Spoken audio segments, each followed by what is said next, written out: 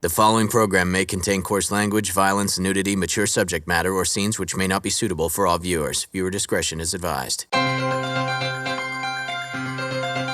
This is the X-Zone Broadcast Network, broadcasting worldwide on broadcast affiliates and satellite program providers, including CNN Broadcast Network, Sirius Satellite Network, Star Media, Good News Radio Network, Angel Broadcast Network, Wiki Broadcast Network, and WPBN TV. For more information on the X-Zone Broadcast Network, visit us at www.xzbn.net.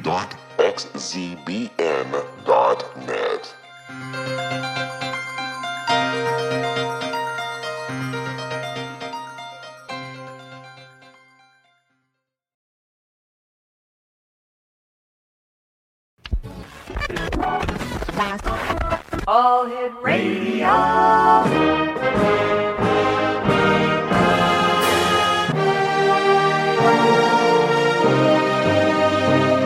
Welcome to the X-Zone, a place where fact is fiction and fiction is reality.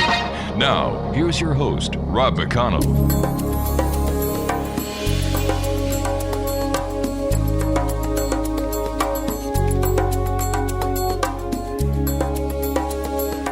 Welcome to the X-Zone, everyone. My name is Rob McConnell. We're coming to you from our broadcast center in Hamilton, Ontario, Canada.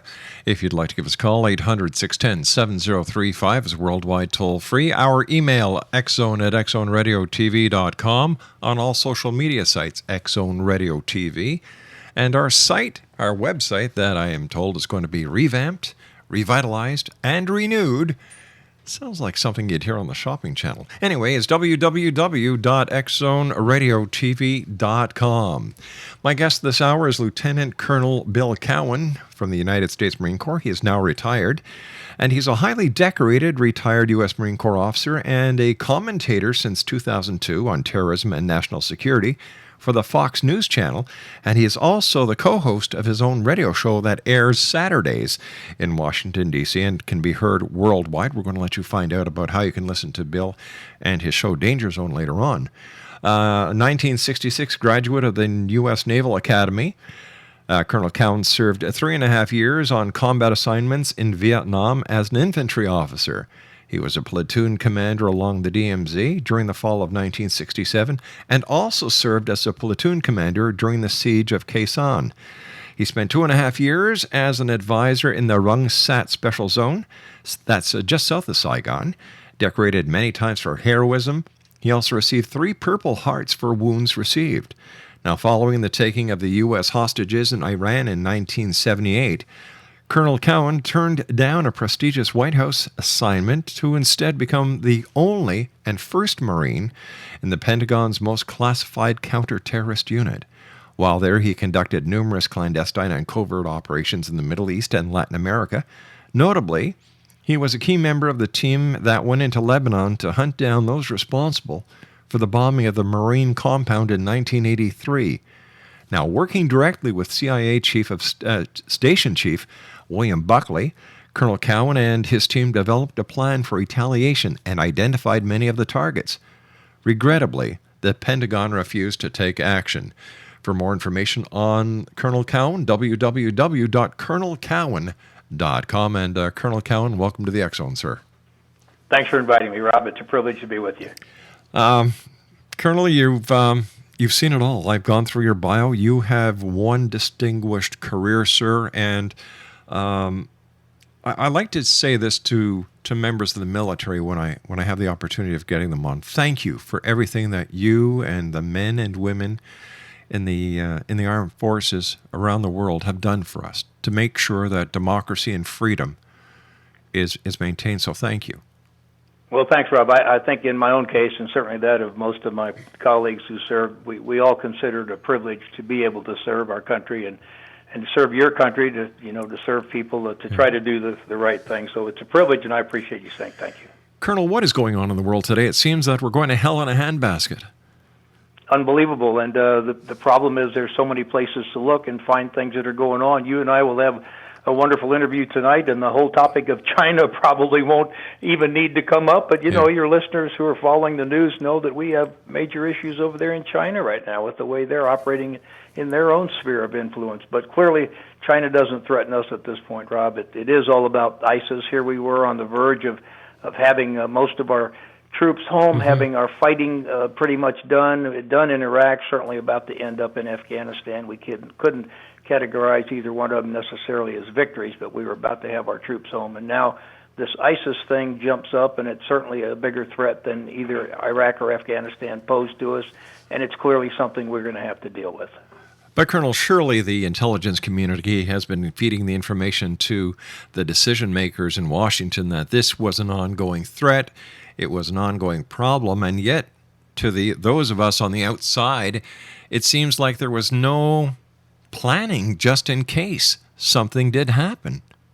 I think that's the fact there was no planning might be the impression the White House would like to leave out there, because the president certainly said we had no strategy yet. I tend to believe the people inside the Pentagon who say quietly, and some of them may come a little bit more public, saying that we really were providing the White House all the information that they needed in order to identify the threat that we were facing, in order to watch it grow, and in order to prepare the American public. And, of course, none of those things were done. It's okay to have watched ISIS grow, perhaps, and not do anything about it until they crossed the border into Iraq and swooped down through towns.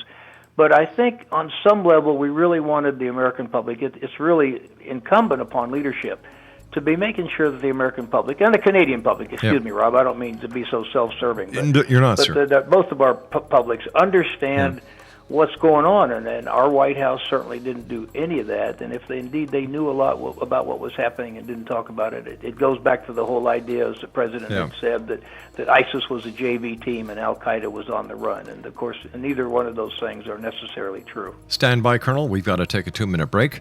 Exonation, Colonel Bill Cowan is my special guest, www.colonelcowan.com.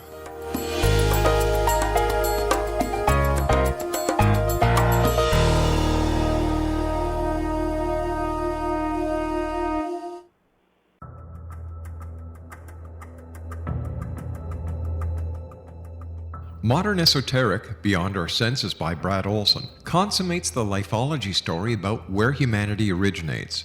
It is the lost continents, the primitive wisdom, the mythos of creation, and the rethinking of ancient history as we are taught in academia. There is much more to the story than what we have been told. As this is the first book in the Esoteric series, Modern Esoteric starts at the beginning of time and accelerates up to this modern age. Future Esoteric is book 2 in the series and takes a forward-looking position ahead of today with an open and honest examination of the ET issue and various unexplained phenomena. To discover the writings of author Brad Olson, visit www.bradolson.com. That's www.bradolson.com.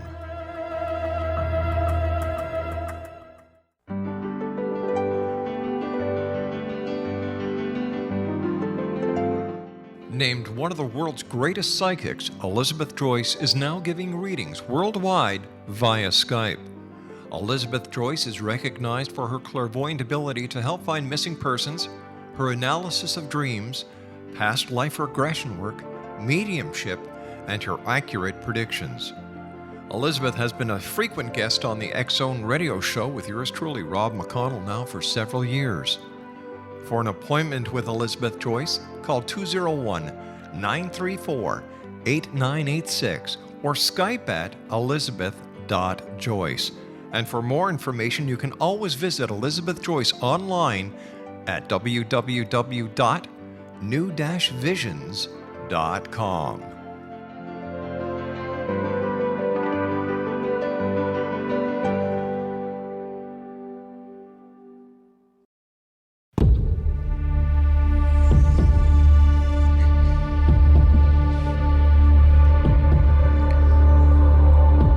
Exonation, our guest this hour is Lieutenant Colonel Bill Cowan. He's retired now from the United States Marine Corps. His website is www.colonelcowan.com. That's COLONEL, Cowan.com. Colonel, what do we know about ISIS? What is the story behind the story? It seems that the first time we heard about ISIS in the mainstream media is not that long ago. But has ISIS been on the radar of the defense as well as the intelligence community long before now?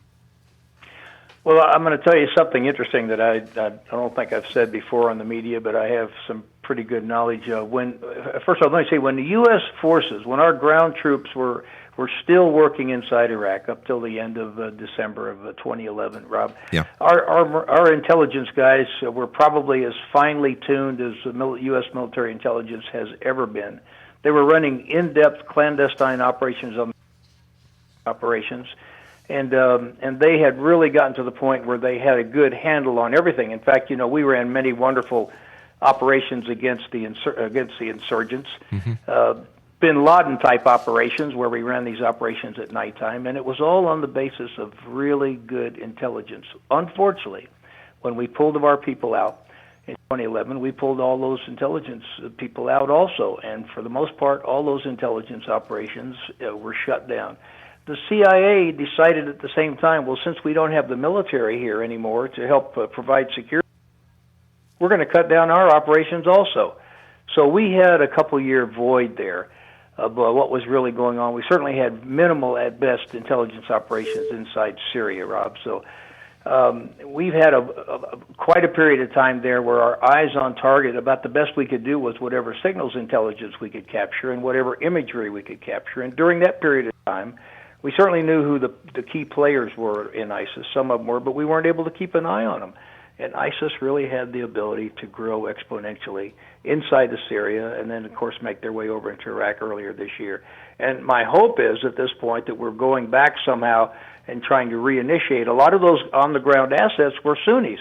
They came out of the tribes that helped us during the surge. And, of course, ISIS and all the people following it are Sunnis also. For the most part, 99% are also Sunnis. So the tribes over there, the ISIS is impacting on tribes, and many of them have fallen in with ISIS, probably out of fear. Others have been standing a little bit standoffish and not quite jumped aboard yet, and hopefully we have the ability to go back and reinitiate a lot of those old contacts we had and try to get something working again, which will provide us the kinds of intelligence we need to fight an. Now, President Obama and the Prime Minister of Canada, Prime Minister Harper, and the rest of the NATO member countries' heads are in Wales, and they're trying to, I understand, put together a fast or swift response team that would be able to get a number of troops to a member country within 48 hours. As a member of the military, a commander with several years' experience, will this work? Well, listen, I actually did a Fox television hit and talked briefly about that today. The International Rapid Response Force, my goodness, can you imagine how long it's going to take to put something like that together? Yeah. To decide what the chains of command are going to be, what the rules of engagement are going to be. Frankly, in Afghanistan, we have the ISAF, the International Security Assistance Force. NATO's a player over there, and all of our various countries have essentially been fighting under different rules of engagement. So when you talk about the complexity of trying to put some international rapid response force together, the rhetoric sounds great. It all sounds wonderful. But the application and the organization and the time it's going to take to do it tells me that we're a couple years away from having one that's truly effective, maybe 3 to 6 months away from having something that essentially looks like it's going to do good and can go in and do some things, but it's going to take a long time before we have an effective force that can really do much. And a lot of the talk about that international force also deals with Putin and with Russia and the Ukraine right now, and I'm sure Vladimir Putin's looking at this and kind of snickering and laughing and saying, yeah, I'll believe it when I see it. Yeah. So it's a great idea, and it sounds good on paper, and maybe it'll work, but I think it's going to be much more complex, much more difficult than it sounds right out of the gates. The way I see it is, here you've got a number of nations trying to use diplomacy, where I don't think diplomacy is the answer right now. I keep waiting for President Obama to figure out how he's going to use sanctions on ISIL. We're going to use, I don't think it's going to work either. Not that they don't have, they've got some pretty heavy underhanded economic activity going on, $2 million a day in oil revenues that they're selling on the black market. There are certainly things that could be done to undermine their ability to conduct some kinds of trade and commerce, but that's not what's going to shut down ISIS by any means. It's going to take hardcore, ultimately on-the-ground fighting, door-to-door fighting to root these guys out, and we can't leave any of them. You've got to decimate every last one, or the problem continues. So instead of a rapid response team, why don't they just get together? Everybody's over there tonight, having a grand old time, sitting around, having cognac, smoking cigars, telling stories. Why don't they just say, hey, Harper, Canada, get over here. We're going to go in and kick some ass. You with us? And why don't they just do it? Yeah, no, you're either with us or you're not. Exactly. And if you're not, you better explain why. Right. And we'll keep you in mind as we pick up an awful lot of intelligence, and we'll decide who we're going to share it with. And I'm being facetious. Yeah. Certainly, Rob, because Canada has been one of our most wonderful allies. I know the Canadians have suffered a lot of losses themselves in both Iraq and Afghanistan, and when I talk about U.S. troops, I always want to talk about Canadian sacrifice too. And as you and I talked before I came on air, I've been to Canada many, many, many times. I love it up there. I love being there. I love the people. And so why aren't they doing that tonight? I don't know. I mean, I'm ecstatic that the Prime Minister of Cameron has gotten President Obama off dead center a little bit. I think President Obama should have been embarrassed. Somebody asked me on Fox, what should our president be doing? I said, well, what he ought to be doing is calling David Cameron and asking David Cameron what he ought to be doing, because our president, Obama, doesn't really know what he ought to be doing. David Cameron's kind of leading us all right now. And frankly, Angela Merkel is doing things herself. The Germans have already started supplying equipment and supplies to the Kurds. The U.S. said we would. We haven't done it yet. So, all right, it's so complex. You opened the door, so I'm just going to open it a little further. Your Vice President, Joe Biden, yesterday said, we take care of those who are grieving, and when that's finished, they should know we will follow them to the gates of hell until they are brought to justice. And then he said, because hell is where they'll reside. What happened to Joe Biden? Well, I wonder if that's his first shot out of the gates as he tries to run for president. Whether or not Hillary's going to run a little bit up in the air still, and I know Joe Biden's standing in the wings, hoping it's going to be him. I had to laugh when he said that. I mean, it sounds great. The rhetoric is wonderful. Joe's not going to be there when we chase him into the gates of hell, so it's easy for him to talk about. But once again, we're talking about our servicemen and women having to be the ones that do things like that, and it's great rhetoric, but it means sacrifice once again. But is that what the American people needed to hear, that someone was actually coming forward and talking the talk?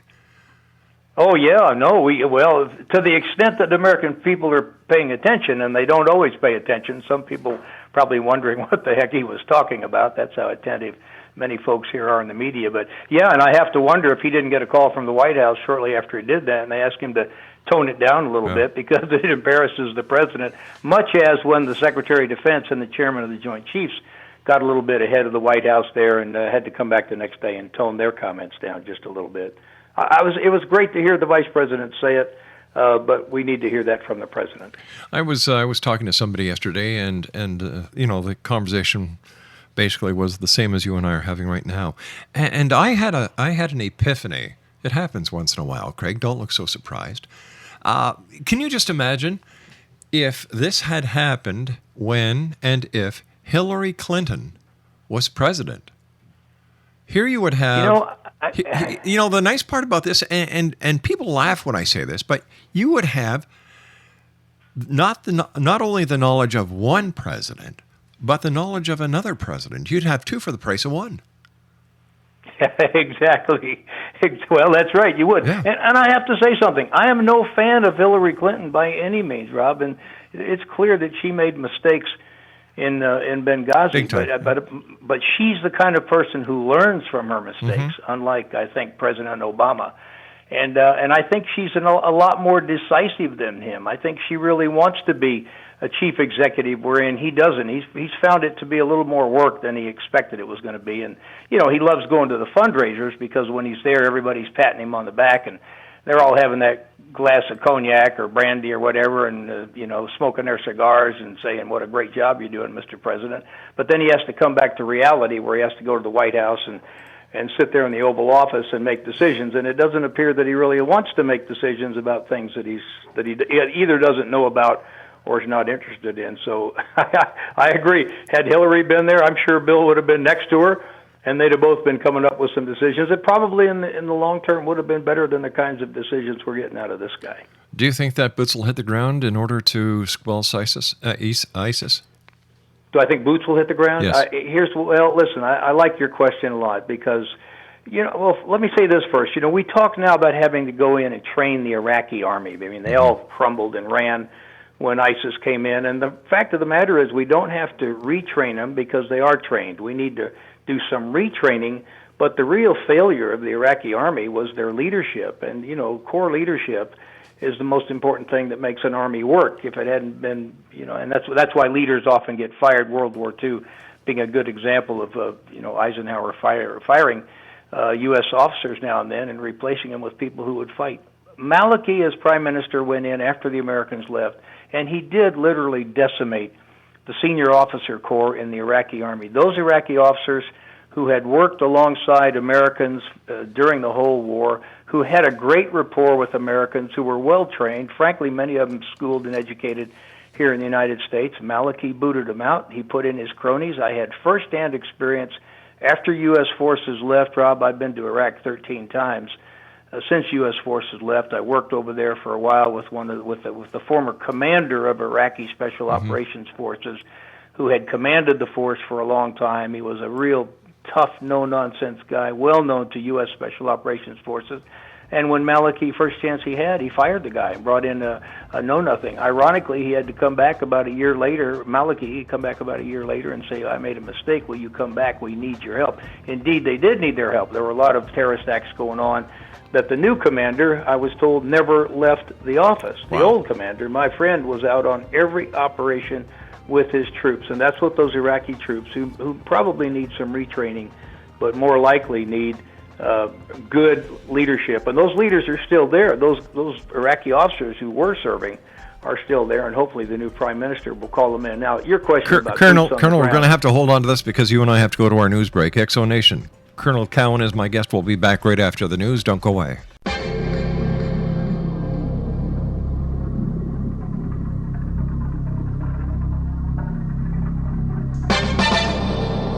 Hi, this is Rob McConnell, just letting you know that the X-Chronicles newspaper is now available online at www.xzonebookclub.com. All past editions and current editions of the X-Chronicles newspaper are available for 99 cents. That's www.xzonebookclub.com, and that's 99 cents U.S. per edition. And don't forget, the X-Zone store is now open as well for all of your Exo Nation merchandise. www.thexzonestore.com.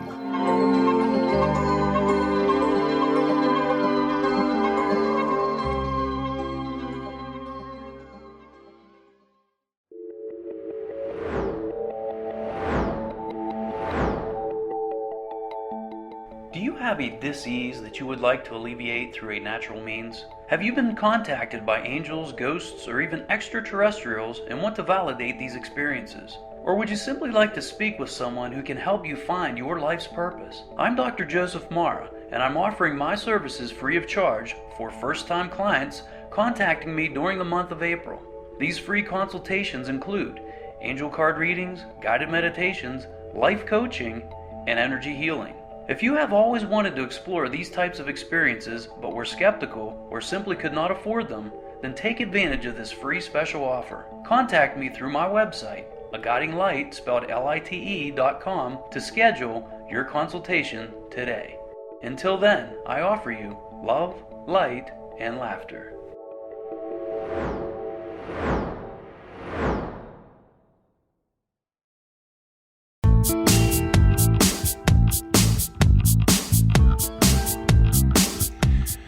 Welcome back, everyone. Lieutenant Colonel Bill Cowan is our special guest this hour. www.colonelcowan.com. All right, sorry I had to interrupt you to get the news in. Bill, I know what you and I are talking about is more important than the news that gets reported, but I have to ask you the question, what about boots on the ground? Well, here's the deal with boots on the ground. Of course, our president, and frankly, let me say my own son has made 5 tours to Afghanistan, Rob. My family's engaged in the war, and he's slated, even though at this late hour, to go back one more time. So I don't think anybody wants no more American or Canadian boots on the ground more than me. But I think we have to be realists at the same time. We are, in my judgment, going to have to put some people on the ground, not American combat forces. And I think the White House will end up cutting a real fine line here. When they say no boots on the ground, that means organized military units such as we've had overseas these many years fighting in Iraq and Afghanistan. That does not mean advisors, which is a little bit different. And I would note that I was an advisor as you noted in the introduction, advisor in Vietnam for 2.5 years and got wounded 3 times as an advisor. So the last thing the White House wants is anybody wounded or any casualties. But those things happen when you're an advisor. And here's why advisors are important. Right now the White House wants to, and the Pentagon they'll probably accept advisors up to the division level, which means far away from the fighting, or the brigade level or regiment, once again, pretty far away from the fighting. Battalion, you're getting closer to the fighting. Company level, now you can actually be engaged in the fighting. And what happens is that our pilots overhead are going to want, before they start dropping airstrikes in places where there are a lot of troops or a lot of civilians, they are likely going to want people on the ground to help designate the targets. When you have 2 combat units, an Iraqi force as an example, and an ISIS force engaged in battle, close order combat, where aircraft can turn the tide of that battle, you want to have Americans down there who pilots can talk to. They want to talk to an American. They don't want to talk to an Iraqi. Or they want to talk to a Canadian. They don't want to talk to a Kurd. And I think that's the point where we'll have boots on the ground, although it won't be in that term of regular conventional units. It'll be small units of American or Canadian forces out there, British maybe, out there operating forward with some fighting units. That's going to be required if we're going to really be able to sock it to ISIS, and if we don't want to suffer fratricide, friendly casualties down there because bombs are dropped on the wrong people. We've got the yet another anniversary of 9/11, just a few days away. Do you think that there is any threat from ISIS or any other terrorist group that there may be another attack on America on September the 11th, or an American target like Benghazi was? Yeah, I tend to think of it a little bit differently. A lot of people want to put a lot of a focus on anniversaries. I don't always feel that way. With my background in dealing with terrorists and terrorism, I typically find that they want to strike at something when conditions are right for them, when everything on their side is right, and that may end up being 9/11. It may end up being 10/11. They're going to want to put plans and operations together. Now, that's for bigger activities or operations. Certainly, a little 1 or 2 man cell maybe go out and do something. And I wouldn't be terribly surprised. ISIS needs to do something sooner rather than later, Rob. They need to get their name on the map. They're out there right now flying the flag as the preeminent radical Islamist movement out there. They formed the caliphate. They said they're going to fly their flag over the White House. They want to do something without a doubt. I don't know that they're as wrapped to 9/11 as everybody else. I wouldn't be surprised if there was some small thing on 9/11, but I also won't be surprised if some relatively small thing, I don't think it would be a big thing, they haven't had time yet, if some small thing happens, because they want that notoriety. My goodness, if they could do something as simple as kill 1 or 2 policemen, as an example, here in the United States, uniformed policemen, and have a picture taken of those policemen with somebody holding an ISIS flag, a dead policeman, somebody holding an ISIS flag behind them, That would be on the World Wide Web immediately, out there on social media, and it would be an incredible recruiting tool. As small an action as it was, it would be an incredible recruiting tool for ISIS, and that's what they still want. They want to be seen as the number one terrorist organization. They pushed Al-Qaeda off the map. They want to continue to push them further off. And incidentally, I think I mentioned before that the Al-Qaeda in Syria, many of those people have slipped over to join ISIS because ISIS is the big guys, Al-Qaeda is the little guys. So we're going to see more Al-Qaeda entities around the world, I believe, trying to link themselves and be aligned with the big guys in ISIS. But is something going to happen? I also like to say that when we talk about it, as we're talking about it now, the notion isn't to scare people. We're not trying to scare people. The notion is to get people ready for something like this happening so that when it does, they're not in complete and utter shock. They say, oh, yeah, we kind of thought that was coming. So I think it's good to talk about these things, but not as a fear factor, more as a get prepared factor. In your opinion, what will it take for America to realize and respond to the influence of radical Islam from within? Like, what's going to happen? What a great question, Rob. I don't know what the answer is to that. This administration, won't accept it yet. They don't think that we're in a war on terror. They don't like to use the word radical Islamists, they're very careful in their choice of words, and I think that has an impact. I think it lets the left keep running the dialogue here. And the fact of the matter is, and certainly the people in the UK know better, as David Cameron has pointed out, they've got real problems in the UK, and they've seen it. But it's getting worse before it's getting better. And, of course, that young soldier who was beheaded on a London street, I think it was London, here last year, that's pretty much in your face over there. And I think the British have a keener understanding of the threats they face from within than we do here in the United States, and it may take. Of course, we had the Sarnoff brothers, the Boston Bombers. The Boston Bombers. Those guys were a couple radical Islamists, and that got its news for a little while. But America's a big place. Canada's a big place. A little isolated incident here, an isolated incident there. It doesn't really bring us to our senses yet, and I hope at some point we get there. But I also have to put a backdrop in here. I've spent a good part of my adult life, way past my time in the Marine Corps, and as I mentioned, many trips to Iraq here in the recent years.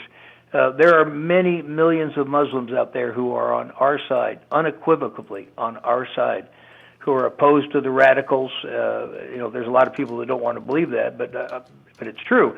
And I had some real good friends I was working with who would have taken a bullet for me, without a doubt. And my son, who had his own interpreter over there in Afghanistan, would say the same thing. I don't think I'm being naive about that.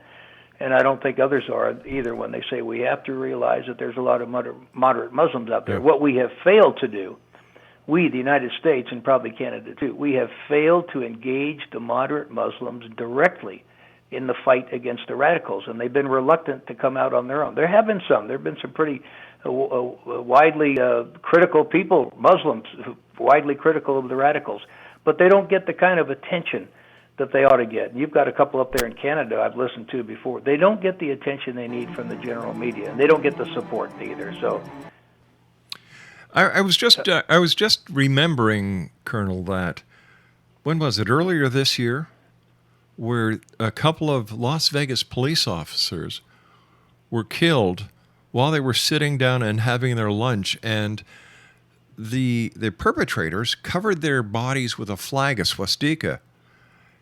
Is there a connection between that and what ISIS may be wanting to get across to Americans? And could this have been a message back to ISIS that, hey, there are those of us over here that are ready and want to participate? Or was this, in your opinion, a random act of violence? I tend to think it was a random act, or they would have maybe draped themselves in something besides a Nazi flag, an old swastika flag. But I do think, having said that, I think it really represents the kinds of problems we face, because these just happen to be a couple people who were radical in their own right, and they weren't Muslim extremists. But believe me, there are Muslim extremists here in the United States who themselves, with no relationship at all to ISIS, and in Canada also, Rob, with no relationship whatsoever to either ISIS or Al-Qaeda, much like the Boston Bombers, could undertake actions on September 11th or any other date. And you know what? We just all have to be kind of paying attention on those days, hold our breath, and get through them. But I think the fact of the matter is we're going to see something sooner rather than later out of ISIS. And I'd also note that we had Senator Tom Coburn from Oklahoma, I think, who about 10 days ago gave an interview in which he said ISIS was going to destroy an American city. Now, what I find interesting about that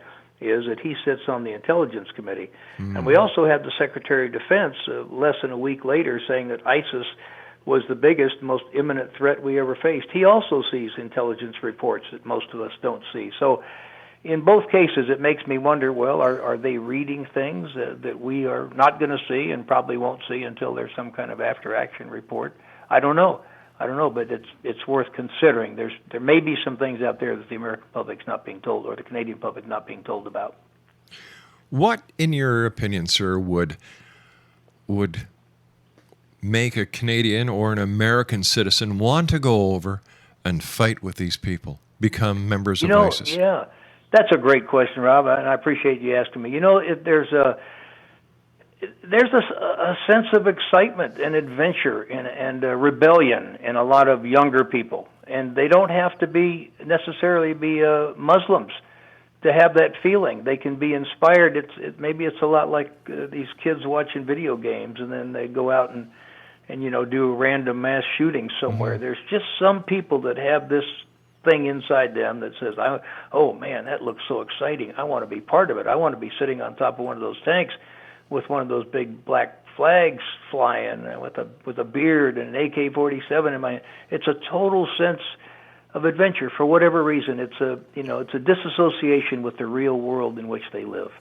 And they want to go and be part of something. And there are clearly people joining ISIS who are not Muslims who convert to Islam once they're there.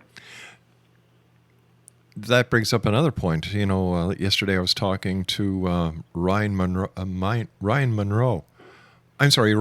from the Clarion Project, and I was asking him, why are so many prisoners converted to Islam while they're in jail? Is this a recruiting method? Yeah, that's another great question. And frankly, I don't know. I'm glad you brought that up. I hadn't thought about that for a while. I certainly knew that was going on. And probably a number of people being radicalized in American prisons. I don't know about your prisons there in Canada. Well, most likely. There's a lot of... Yeah, so what a great point. So here you have guys who are criminals off the street who are radicalized because of their dislike for America or for the criminal justice system here, or for whatever reason, who become Muslims, and indeed I have to believe that some number of them would become radicals. I mean, you could go back and look at the radical Black Panther Party and other radical black entities here in the history of America. Probably any one of those people in those organizations could have become a radical Muslim and made their way to ISIS. I think at the end of the day, there's no question the recruiting pool for ISIS is pretty darn big. It's really big, maybe bigger than we realize it, and that puts the burden and the onus on law enforcement. But law enforcement, doesn't law enforcement have its hands tied, Colonel? Because we know that there are up to 22 communities, and one of them is blatantly called Islamburg in New York. Islamburg, it's a municipality where, according to evidence that has been obtained through intelligence sources, women are being trained in combat. Women are being trained to use AK-47s, shooting them into lakes. You have a terrorist. You've got a training camp, and they can't do anything about it. Isn't it amazing that those kinds of things can happen and exist? And the reason they can is because if the police were to try to take some kind of action against them, they would certainly be called racist, or they'd be, there would be all kinds of labels. The police would end up being the bad guys, and not, they'd be the ones who were at fault, not the actual people who they were trying to safeguard the rest of America against. And that's the culture and society that we live in right now, unfortunately. And it's not right. Many people say, Big Brother is watching us too closely. And my response to them is, hey, if you've got nothing to hide, you've got nothing to fear. Well, I always knew that when I was traveling overseas, which I have done frequently, above and beyond just those trips to Iraq, I always knew that any telephone call, any email communication was being watched by NSA, and I had no problem whatsoever with that because I understand what they're doing and why they're doing it, and that's going to be the way that we find a lot of the problem children that we're looking for out there. And being facetious saying problem children, but a lot of the people we actually want to know something about, that's where we're going to find it through NSA. I'm not as happy about them watching me when I'm here in the States because I do consider, I'm not a guy that goes out and gets in trouble, and neither are you, I'm sure. So I resent a little bit having somebody looking over my shoulder the whole time. But when I'm overseas, I don't question it one bit. How soon do you see a close to this situation with ISIS? Is it going to be months? Is it going to be years? Is it going to be another Vietnam? It's going to be years, Rob, because we're going to start out fighting in Iraq, and incidentally, fighting and bombing in Syria hasn't really been part of the equation yet. The administration is counting on the Iraqi security forces and the Kurds to fight to get them out of Iraq, but they haven't said who's going to go fight them in Syria. It's going to be more than years. It's going to be the lifetime probably of a lot of your listeners' children, because ISIS may end up getting pushed to the side, much as Al-Qaeda for the most part has. They're still a threat, but they've been pushed to the side. But I'm afraid the ideology's out there and somebody else will surface. Colonel Cowan, please stand by. We've got to take our final break. Exo Nation. Colonel William Cowan is our special guest. www.colonelcowan.com, and the good Colonel and I will be back on the other side of this commercial break as we continue here in the X Zone from our broadcast center in Hamilton, Ontario, Canada. Don't go away.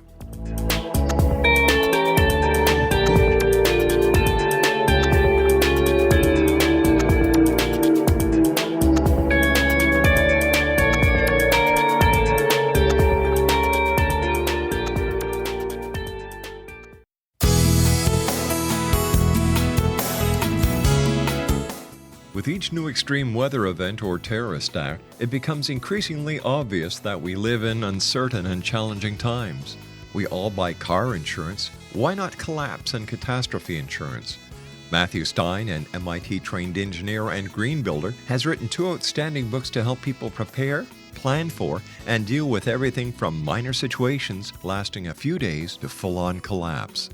Matt's first book, When Technology Fails, is a manual for self-reliance, sustainable living, and surviving the long emergency. This massive book covers the gamut from first aid and emergency preparedness to alternative healing, renewable energy, primitive living skills, and 18th century technologies that could be critical to your comfort and survival in a long-lasting crisis. Matt's second book, When Disaster Strikes, is a comprehensive emergency preparedness handbook and survival guide. When Disaster Strikes is an essential item for every family's go bag. Both books are available at all usual sources. There's a wealth of totally free information posted at whentechfails.com, and author-signed copies may be purchased at mattstein.com. That's www.whentechfails.com and www.mattstein.com.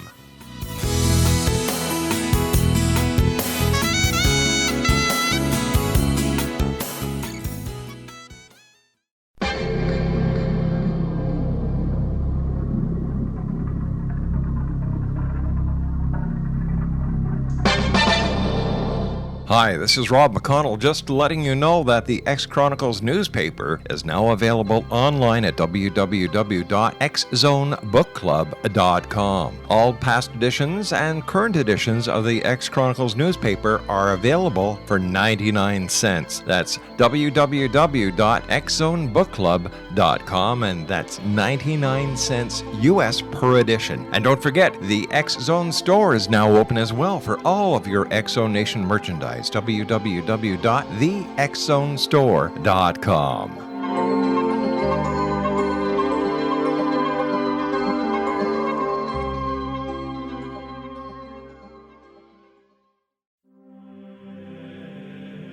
Rob McConnell here, presenting an overview for Nicholas Paul Jennings, author of a fascinating book, Amen. It presents facts revealed by Egyptologist, facts that enable us to understand why Amen is the beginning of creation of God. It provides recommendations for religious leaders of the major religions to unify their beliefs and teach the Word of God. Love one another. Amen informs people how mankind conceived God. It was the Egyptians that developed the concepts of a soul, a hereafter, and Son of God. And finally, after the worship of many gods, they conceived the belief in one universal God, the maker of all there is.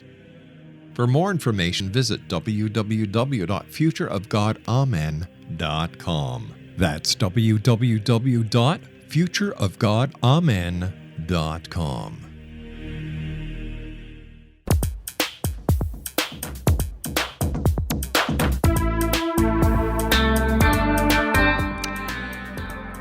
Explanation, welcome back. Lieutenant Colonel Bill Cowan, retired from the United States Marine Corps, is our special guest this hour.